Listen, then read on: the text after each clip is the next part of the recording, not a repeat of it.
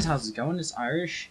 This is my HUD and stuff video in which I'm going to be talking about the HUD I use, the changes I've made to it, as well as a few updates and a brief rant about the Spy-cicle, but that rant is later. I'm going to start off with the HUD section of the video since that's probably what you came to this video to actually hear about. So my HUD of choice is MedHUD, and it's a center-styled HUD, which means that everything is worked around the center of the screen and is really easily viewable, and it actually works in TF2's iconic health cross without being absurd and ridiculous looking enough to negate from someone's competitive performance, which is what basically every HUD ever nowadays is designed to do, is just be as competitive and slimline as possible, which I'm not really a huge fan of. I like having elements of the stock HUD in my HUD, like that really large health cross, which I am very much in love with. So I've made a couple of changes for it that I think benefit the HUD, and the changes I've made are as follows. I've changed the HUD the position and rotation of the player model inside of the HUD.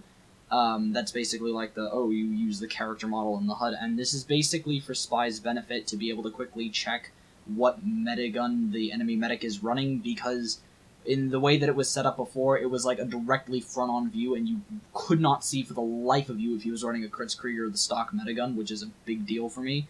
I centered quite a few of the HUD crosshairs, which is... oh god, that's probably the worst thing about HUD crosshairs, is that, like, no HUD ever actually comes with them perfectly centered for, like, 1080p or any resolution at all whatsoever, and so you have to go into the nitty-gritty workings of HUD layout.res and center them yourself and play around with the X and Y values and the... oh god, it's just awful. But I centered some of those, and I also gave a hit marker to the HUD, so I used a, quote, big crosshair as the HUD hit marker that turns red and becomes visible in the center of the screen when you hit somebody, but is not there the rest of the time. You'll probably be able to see it in the gameplay that's going to be overlaid in this video so that you guys aren't just staring at a blank screen and listening to somebody talk, which is kind of boring.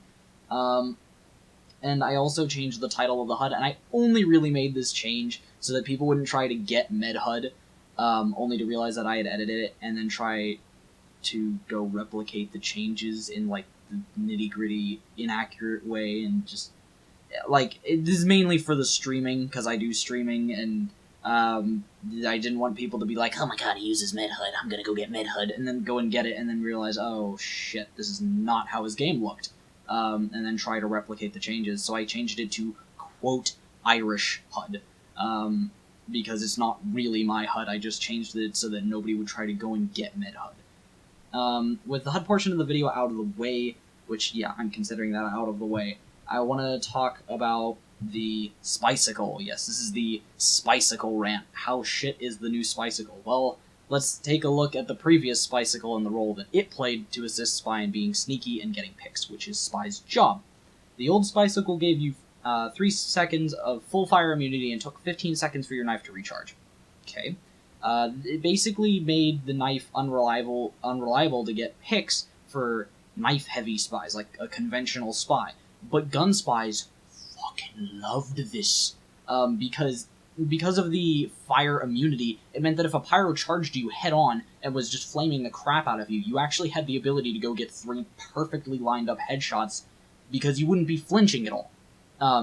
You'd have 3 seconds, thus 3 headshots, since the cooldown is 0.95 seconds, to get on the pyro as he rushed you, or to get on the medic or somebody else. Basically, it just was like an accuracy booster.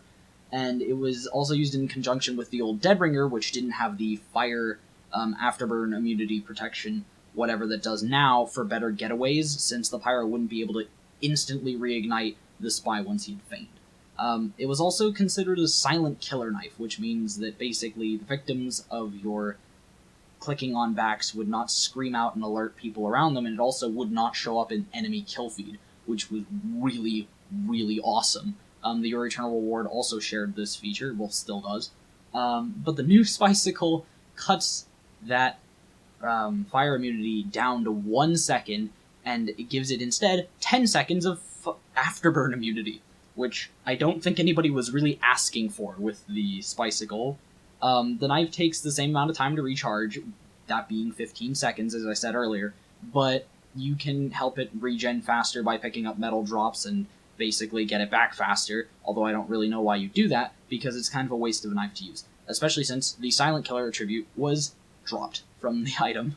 I really have to be honest here, this knife feels so useless in its current state. It doesn't benefit a gun spy, you can't, have that accuracy boost, it's still unreliable as all hell to a knife spy, like a conventional spy. You still can't rely on getting backstabs with the knife because a pyro can just completely deny the crap out of you, and then when he denies the shit out of you, you can't even have good accuracy with your gun for more than like 1 second, part of which is going to be taken up by switching weapons from the knife to your gun. So that's pretty piss-all. And I tried using this even in low-level lobbies where, like, people only had, like, 10 lobbies played, and I could not get shit done, like, at all. I could not get fuck all done. It was really frustrating, and I just hated it so much, and I really, really want to like this knife, but I just can't. Okay, so, before this drags on for too long, I'm just going to switch gears to the updates section of the video. So I have a couple of announcements. First and foremost, I'm designing a Team Fortress 2 control points map. Woo!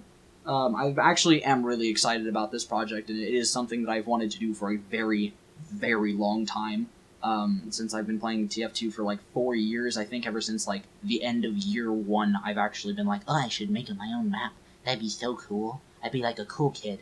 But, like, now that I'm, like, really into, like, competitive and stuff, it's, like, really important to me that I have good maps to play on, and that they're actually good, decent maps designed by the community, and I actually have a couple of ideas, and, yeah, I want to make maps.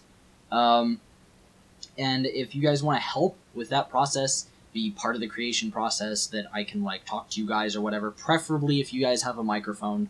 I don't mind if you don't, but I would really prefer if you did, just because it makes actually talking to you, and I can be doing things at the same time.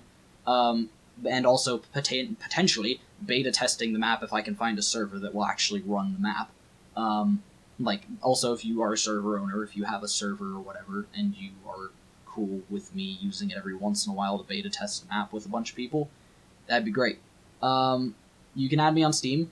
Link will be in the description to my profile, because apparently people have trouble finding Irish Spy when my Steam custom URL is Irish Spy. Don't understand, but I'll give you guys the benefit of the doubt and assume you're not dumb and it's just Steam being stupid. The next announcement is that I am actually going to be selling, and I actually currently am selling, one of my spy knives, and I figured this would be like, it seems like a fuck-all thing to do, is to like advertise that you're selling something on YouTube in a game, but I figured, well, pretty much everybody who watches this channel is going to be a spy main, and they might actually be interested, whereas, like, what is it? It's like fucking 3% of players in TF2 are spy mains, so it's like, woohoo! Chances of finding them on a trade server are, like, seriously shit. More specifically, it is my Airwolf knife. You guys might have seen this knife in my parkour video, which I will also link in the description. It's a strange, specialized killstreak minware, and it has the Team Shine sheen on it, so it looks really sick. People they're selling these on the market for like $28 or something. I don't really give a shit about like pricing crap like that. I really don't. Like, that's just not how I price things. I price things based on basically like if I like the offer enough or not, or enough. But I'm really only looking for a couple of items, including a strange specialized killstreak stock knife and a strange sapper, because I'm looking to actually complete my strange stock set, like full strange. Yeah, I hope that last bit wasn't too self-promotional bullshitty, but I hope you guys enjoyed this video and that you guys have a beautiful day. See you all later.